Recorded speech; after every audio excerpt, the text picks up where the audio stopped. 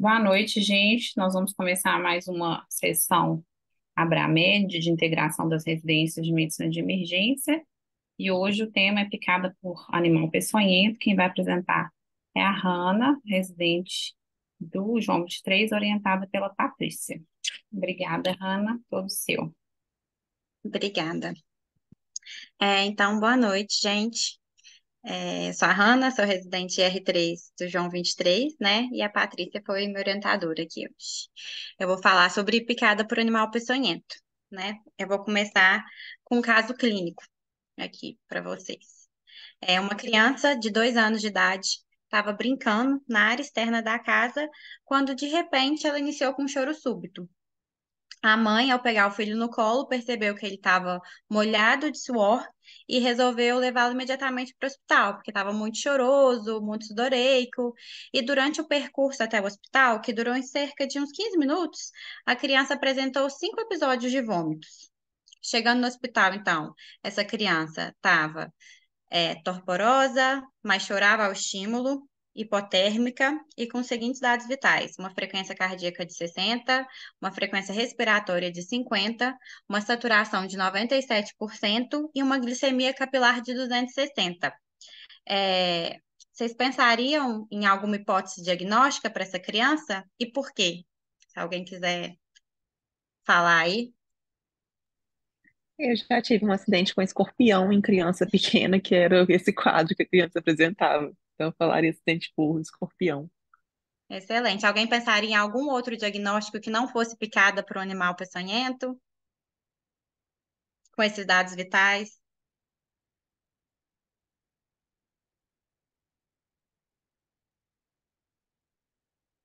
Não? Então vamos prosseguir aqui. Mais para frente a gente fala, então, pensar em outros diagnósticos diferenciais. Eu vou realmente falar sobre escorpionismo, então. É, vou começar aqui com alguns dados epidemiológicos, né, sobre picada de escorpião no Brasil.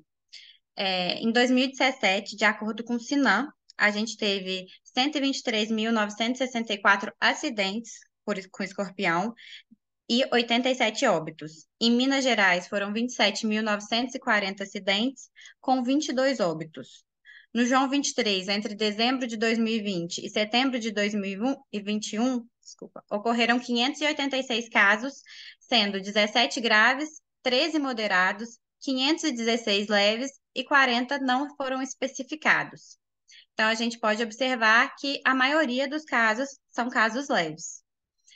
A espécie Titius cerulatus é responsável por 90% dos acidentes e a principal causa de óbito nos pacientes é devido aos efeitos cardiovasculares da toxina, né, do veneno e edema agudo de pulmão.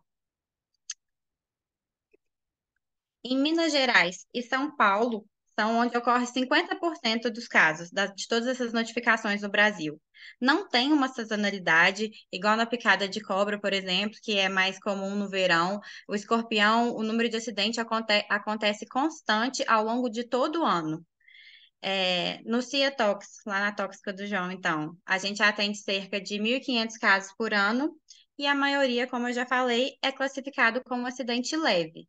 Cerca de 3% são acidentes graves. Em 2018, foram atendidos 1.179 casos no nosso serviço, sendo 511 em pacientes menores de 14 anos e tivemos 5 óbitos. Todos esses óbitos foram em pacientes menores de 7 anos de idade.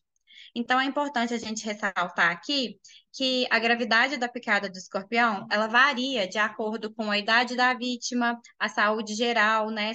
Se tem uma desnutrição, uma anemia ou alguma outra comorbidade, e a quantidade de veneno injetada pelo escorpião, né? Normalmente, crianças pequenas, idosos e pessoas com alguma condição prévia, assim, médica subjacente, ela tem o maior risco de desenvolver complicações graves após uma picada de escorpião. Aqui, então, falar um pouquinho dos escorpiões.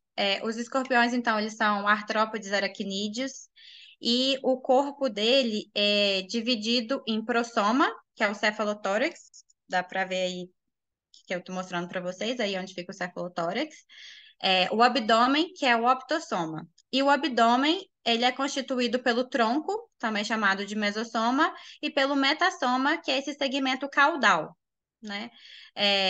Na região frontal do cefalotórax, a gente vai ter as quelíceras, está descrito aí, né? Próximo a elas, a gente tem os pedipalpos ou os palpos, e na lateral, descendo a lateral do corpo, a gente tem 4 pares de patas, pernas. Na extremidade do abdômen, então, a gente vai ter o ferrão e vai ter uma estrutura curva, que vai conter uma glândula de peçonha que é usada para injetar, o ferrão é usado para injetar o veneno e a glândula de peçonha é onde fica armazenado o veneno do escorpião. Aqui, então, no Brasil, a gente tem várias espécies de escorpiões, mas nem todas elas são consideradas venenosas para nós, seres humanos, né? As espécies mais conhecidas e de maior importância médica em relação ao escorpionismo aqui no Brasil vai incluir o gênero Titius. Então, a gente tem o Titius cerulatus, que é o escorpião amarelo, que é o mais grave, assim, para a gente aqui. Que tá nessa foto, que é esse escorpião de cima, né? Ele tem a espécie mais comum, mais venenosa, igual eu falei, e a picada desse escorpião pode ser potencialmente grave, né? Especialmente em crianças e idosos, igual eu já tinha falado. Ele possui as pernas e a cauda amarelo clara e o tronco ele é mais escuro. Nesse segmento caudal dele, lá no final, entre o terceiro e o quarto anel da cauda, a gente tem uma serrilha, por isso que é chamado de Titius cerulatus. E ele pode medir até cerca de 7 centímetros de comprimento. Embaixo, a gente tem o Titius baiensis, que é o escorpião marrom. A picada é menos perigosa que do Titius cerulatus, mas ela ainda pode causar alguns sintomas significativos. Ele tem o tronco mais escuro, pernas e palpos com umas manchas escuras e a cauda é marrom avermelhada. Ele não tem serrilha, igual o Titius cerulatus, e o adulto também pode medir cerca de 7 centímetros. E o macho, ele é diferenciado porque ele possui um pé de palpos volumosos, com um vão arredondado entre os dedos, que é utilizado para conter a fêmea durante a dança nupcial, que eles falam. Eu vou falar um pouquinho, então, agora da fisiopatologia da toxicidade do veneno. A neurotoxina escorpiônica, ela vai agir nos canais iônicos, causando uma despolarização das terminações nervosas por gânglios. A neurotoxina, ela vai despolarização da disseminação nervosas pós-ganglionares, praticamente em todo o organismo da pessoa. Mantém uma abertura prolongada, provocando disparos repetidos dos neurônios simpáticos, parasimpáticos, provocando sintomas devido a uma hiperexcitação autossômica e neuromuscular. Vai ocorrer, então, uma liberação maciça de adrenalina, noradrenalina, acetilcolina, glutamato, aspartato, que são responsáveis, então, pelas principais manifestações clínicas do escorpionismo, que eu vou falar logo mais, né, do quadro clínico do paciente. A gente tem também uma cardiotoxicidade direta do veneno, que vai induzir uma miocardite com uma disfunção ventricular esquerda, que vai culminar no choque cardiogênico. E também tem uma lesão cardíaca mediada pela liberação de catecolaminas, que vai ter um aumento da frequência cardíaca, pode ter espasmo coronariano, vasoconstrição da microcirculação, que vai gerar as alterações eletrocardiográficas. Também atua em canais de sódio e potássio, que vai predispor a arritmias cardíacas, e tem um aumento da permeabilidade capilar, que vai cursar com edema agudo pulmonar. Esse edema agudo pulmonar, ele pode ser de duas maneiras. Pode ser um edema agudo pulmonar cardiogênico, né, por causa do choque cardiogênico, ou ele pode ser um edema agudo pulmonar por causa desse aumento da permeabilidade capilar. Então, é importante a gente saber isso na hora que a gente for realizar o tratamento do nosso paciente. O quadro clínico, então. Os sinais e sintomas, eles vão ser variados, né? Vai depender, então, da predominância dos efeitos, hora da acetilcolina, hora da adrenalina e noradrenalina. A gente vai ter, então, sintomas locais, né? Que o principal sintoma é a dor. Dói muito a picada do escorpião, né? Eu nunca fui picada, mas eles falam que dói bastante. E pode causar uma vermelhidão local, pode causar edema, e a dor é uma dor neuropática, né? Então, pode ter um formigamento, queimar, e a gente pode ter sintomas sistêmicos também, né? Esses sintomas sistêmicos, então, uma intensa agitação psicomotora, tremores, uma sudorese abundante, pele arrepiada, pode ter cefaleia, lacrimejamento, alguma alteração visual, é, e aí a gente vai cursar com manifestações gastrointestinais. Dentre elas, a gente tem náusea, vômito, dor abdominal, pode ter fezes diarreicas. Temos também manifestações respiratórias. A gente pode ter cialorreia, crepitações pulmonares, sibilos pulmonares, tosse, espirro. Temos também manifestações neurológicas, que seriam tremores, contrações musculares, mioclonias, pode ter convulsões, hemiplegia, que está relacionada com infarto cerebral, pode ser observado em casos mais graves. E a gente vai ter também manifestações cardiocirculatórias, né? Pode ter um ataque ou uma bradiarritmia, pode ter uma hiper ou uma hipotensão, arritmias cardíacas, uma insuficiência cardíaca, edema agudo e o choque circulatório.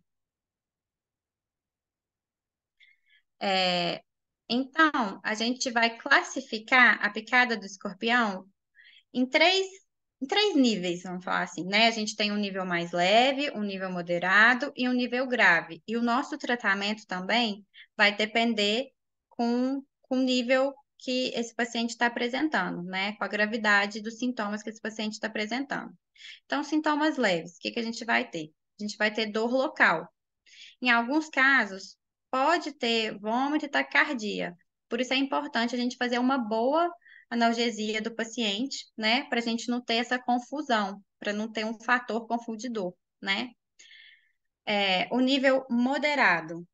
Além da dor local, a gente pode ter sudorese, náusea, vômito, um aumento da pressão arterial, pode ter taquicardia, taquipneia e também agitação. E o grave, a gente vai ter todos esses sintomas acima e, além disso, frio, uma pele arrepiada, palidez, hipotermia, taque ou bradiarritmia, bradicardia, tremores, espasmos musculares, pode evoluir com choque circulatório, edema agudo pulmonar, coma e levar até o óbito. O tratamento, então, igual eu tinha falado, nosso tratamento, ele vai depender com a gravidade do quadro que o paciente está apresentando. O acidente leve. Então, o acidente leve é a maioria dos casos, quase 90% dos casos, então, a gente tem, são acidentes leves, né? Que vai cursar só mais com dor local mesmo. Só que a gente tem que fazer uma boa analgesia para a gente não confundir, não ser um fator confundidor, principalmente em crianças, né? Porque essas crianças podem cursar com vômito e com uma taquicardia, mas pode ser só por causa da dor. Então, fazer uma boa analgesia. Uma antisepsia local, pode fazer bloqueio anestésico, e a gente tem que manter esse paciente em observação por 4 a 12 horas e alta hospitalar com orientação. Então, o que é importante lembrar aqui? Para nossa analgesia, os anti-inflamatórios, igual eu coloquei uma foto aqui, ele não é muito bom para tratar a dor de picada de escorpião, porque não é uma dor inflamatória, é uma dor neuropática. Então, a gente costuma usar bastante uma paracetamol ou uma dipirona associado à codeína, por exemplo. A gente pode usar também o tramadol, que tem uma boa resposta nos pacientes. O gelo piora, né? O gelo piora a dor. Esses dias eu peguei uma paciente lá no João que foi picada por um escorpião e aí ela falou assim: Nossa, voltei do banheiro, lavei a minha mão e piorou a dor, doutora. Tipo, ela tinha lavado a mão da água gelada e realmente piorou. Eu falei: Vai piorar mesmo e tal. Orientei ela direitinho.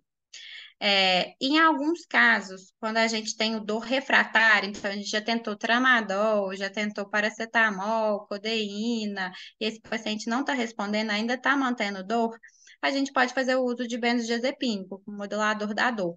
Mas é importante a gente orientar nosso paciente também que para a gente falar para ele diferenciar a dor, né, de um desconforto, queimação, porque pode ficar um formigamento por ser uma dor neuropática, né? Então, tem que orientar bem o paciente nesse momento.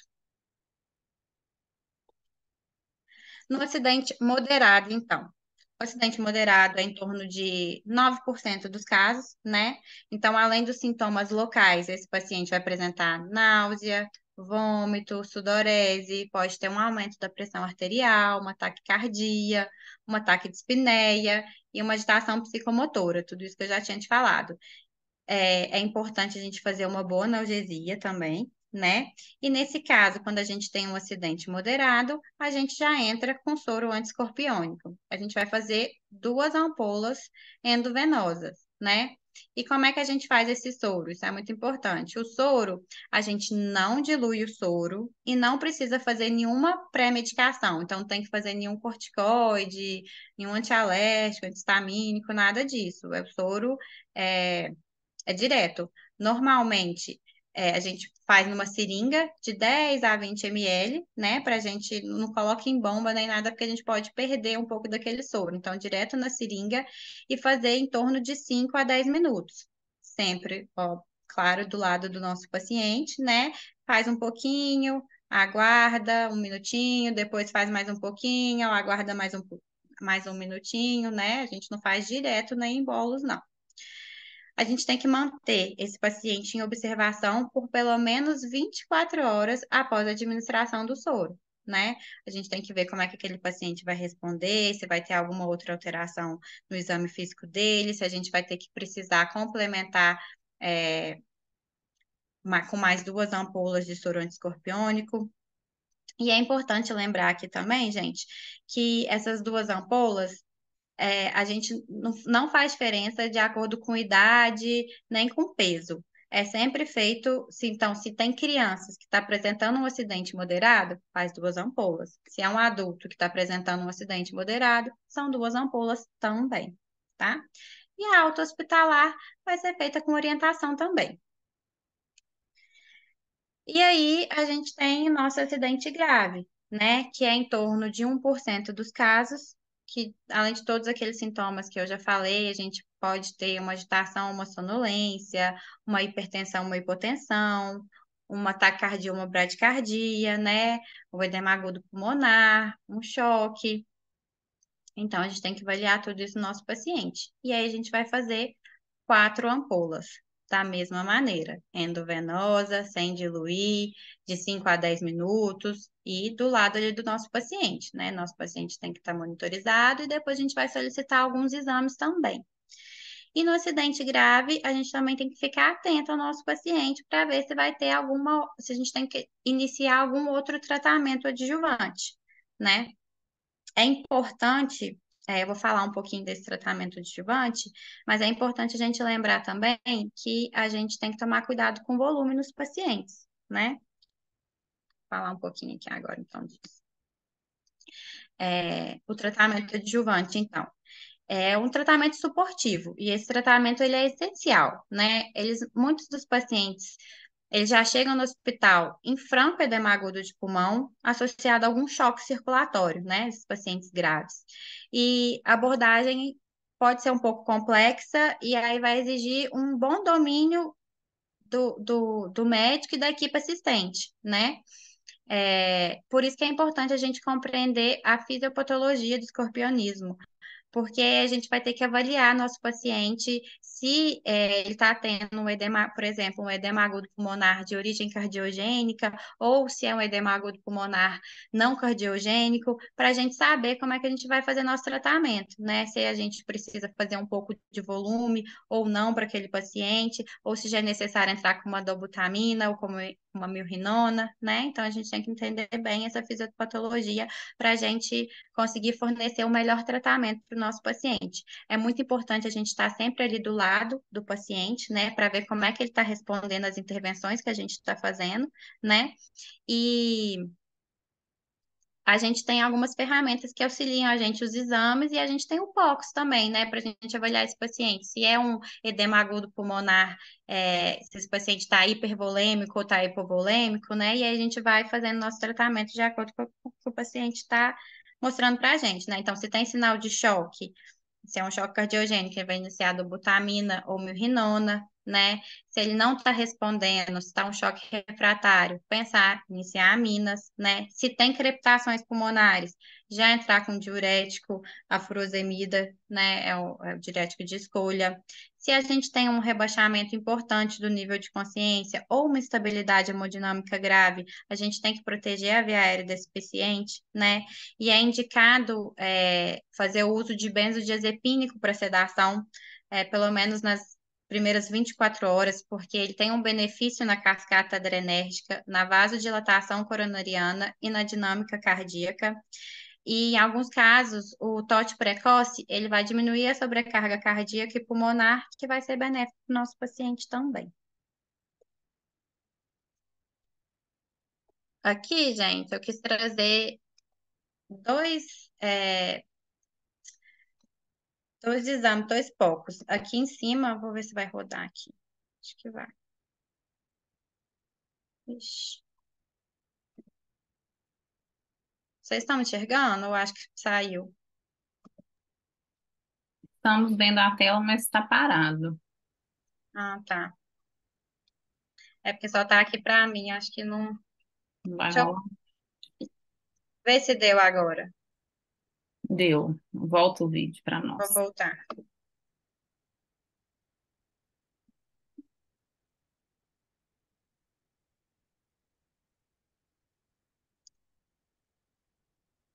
O que que vocês estão vendo aí, gente? Alguém quer falar? Tá muito claro, né?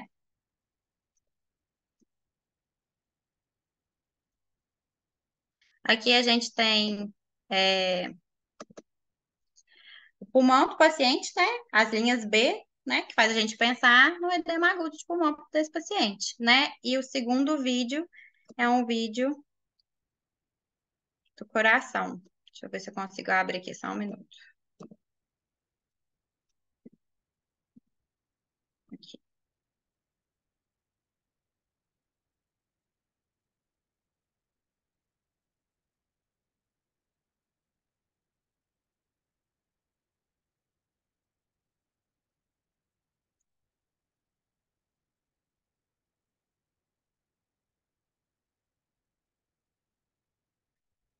Tá, vou dar junto, não. Então, deu para ver esse vídeo também? Aqui a gente vê a hipocontratilidade cardíaca, né? O coração não tá nem batendo direito, né? Tá aqui.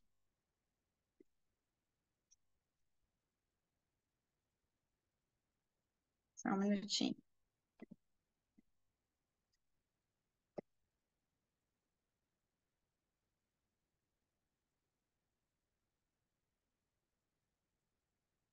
Vocês estão vendo a tela agora, de novo? Estamos. Agora passou o slide, né? Exames. É, exatamente. Passei para os exames agora. Então, depois que a gente aplica o soro antiescorpiônico, né? Igual eu falei, a gente vai solicitar alguns exames para o paciente, né? E a gente vai manter aquele paciente em observação por pelo menos 24 horas após a aplicação do soro. Quais esses exames que a gente vai pedir? Quais exames, então, a gente vai pedir para o nosso paciente? A gente vai pedir um hemograma, que pode apresentar uma leucocitose, glicemia e ionograma. Normalmente, esse paciente evolui com uma hiperglicemia e uma hipocalemia, né? Gasometria e lactato, a gente pode ter uma acidose metabólica e uma hiperlactatemia, né? Essa acidose, a principal causa é por causa de um déficit da perfusão tecidual, né? Então, se a gente melhorar isso, a gente vai ver uma melhora dessa acidose. Podemos ter também hiperamilasemia, né? Elevação da CK e da troponina, que a gente tem uma injúria cardíaca, né? Miocardite, evolui com miocardite. O eletrocardiograma pode ter alteração em eletrocardiograma, né? Então, as mais frequentes são as taquiarritmias, distúrbios de condução e isquemias. Então, esse paciente pode evoluir com supradesnivelamento de ST.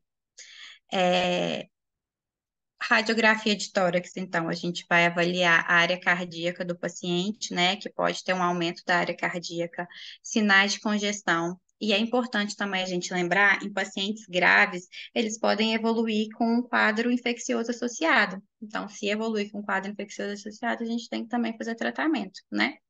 Então, a radiografia vai ajudar a gente também nesse sentido. O eco, Doppler-cardiograma, né, que é super importante, que ele pode mostrar uma hipocinesia transitória do septo interventricular, da parede posterior do VE, pode ter uma diminuição da fração de ejeção, uma regurgitação da válvula mitral e câmaras cardíacas dilatadas, né? É uma excelente ferramenta não invasiva e a gente tem um POX também que a gente consegue ficar avaliando diariamente isso.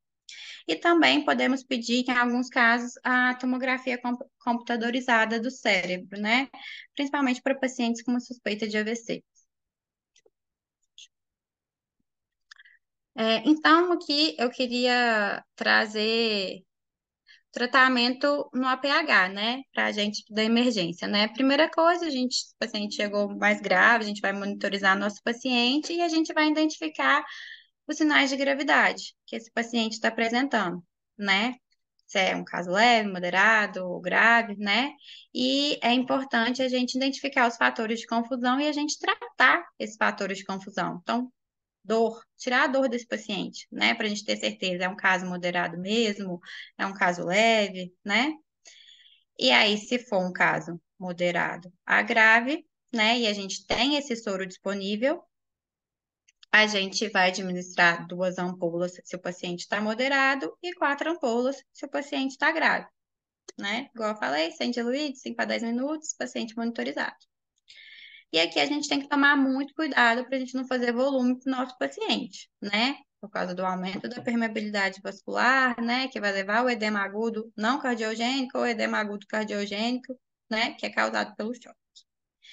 E se a gente não tem soro e o paciente apresenta sinais de gravidade, a gente vai estabilizar esse paciente, a gente vai tratar os sinais de gravidade. Então, tratar choque com inotrópico, tratar o edema agudo pulmonar com diurético, né? Intubar esse paciente se ele tiver algum rebaixamento do sensório ou alguma estabilidade importante. Evitar a administração de volume para a gente não piorar essa congestão pulmonar, né? Nesse paciente. Se a gente tem um choque refratário, lembrar das aminas, né? E deslocar o paciente para a cidade mais próxima que tenha o soro e administrar o soro, né? Antes de prosseguir com o deslocamento, se precisar deslocar para um lugar que tenha o suporte invasivo necessário para aquele paciente. Aqui, gente, eu queria trazer um pouquinho que a gente tem que ter algumas atenções com crianças, né?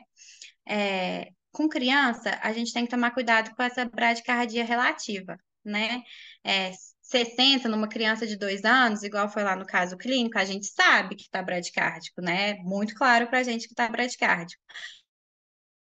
Mas pensa numa criança que está chorosa, agitada, taquipneica, e está com uma criança de 2 anos, né? E está com uma frequência cardíaca de 100, você fica um pouco já achando, essa criança que está chorosa, taquipneica, agitada, ela tinha que estar com uma frequência cardíaca de 140, 150, né? 100. Aí a gente já começa a pensar, essa criança já está bradicárdica, né? Então, essa bradicardia relativa é importante a gente levar em consideração, tá?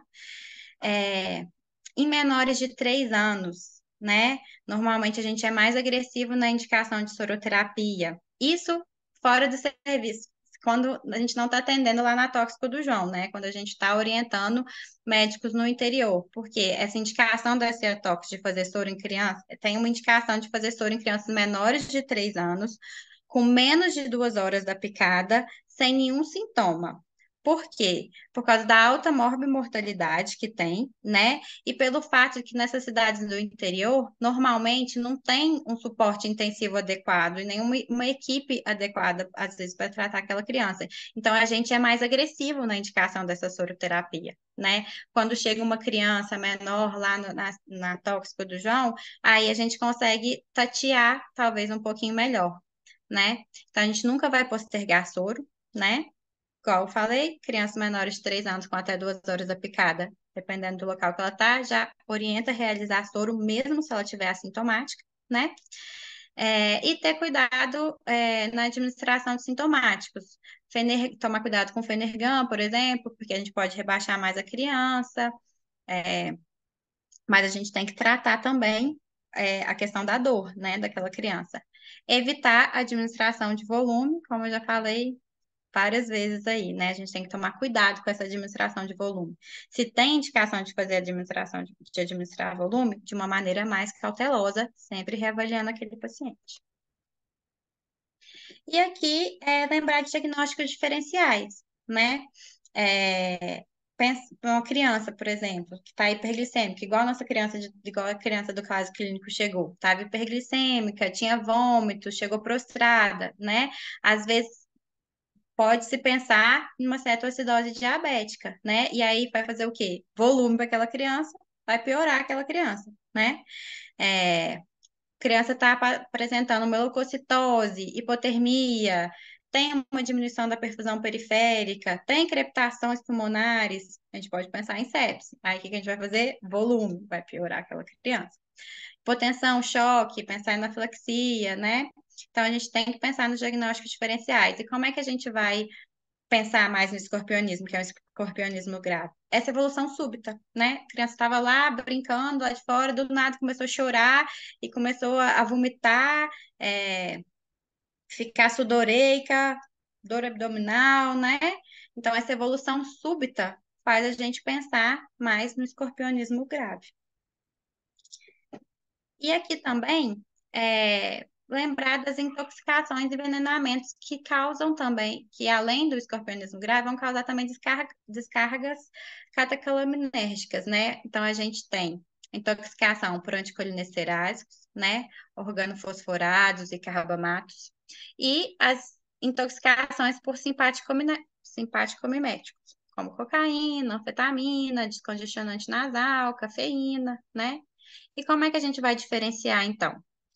O escorpionismo grave, igual eu falei, um choro súbito, uma piora rápida e progressiva, miocardite, né? O anticolinesterásico, a gente pode confundir muito, porque os sintomas às vezes são muito parecidos, né? Crepitações, cialorreia, vômito. Mas a gente pode ter aqui no anticolinesterásico, vai ter miose, né? Pupilas não tá puntiformes. No simpático mimético, tem uma melhora progressiva e a gente vai investigar a história também, né? Com os familiares. E aqui, então, para finalizar, né? Lembrando lá do nosso caso clínico, a criança de 2 anos com choro súbito, que evoluiu com vômito, teve uma oscilação do sensório, apresentou uma bradicardia, né, sudorese, uma taquipneia. A gente tem suspeita de escorpionismo? Se temos, a gente vai tratar com soro antiescorpiônico, né? 2 ampolas para os casos moderados e 4 ampolas para os casos graves.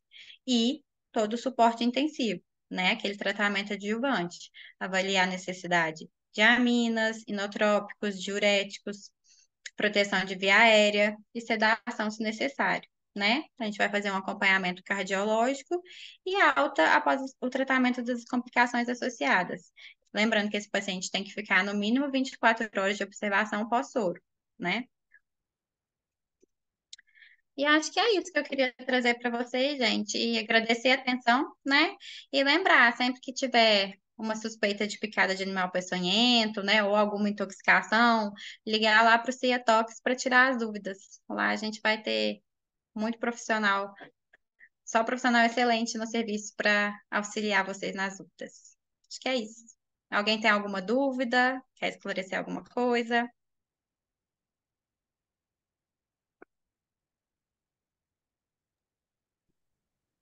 Isso aí.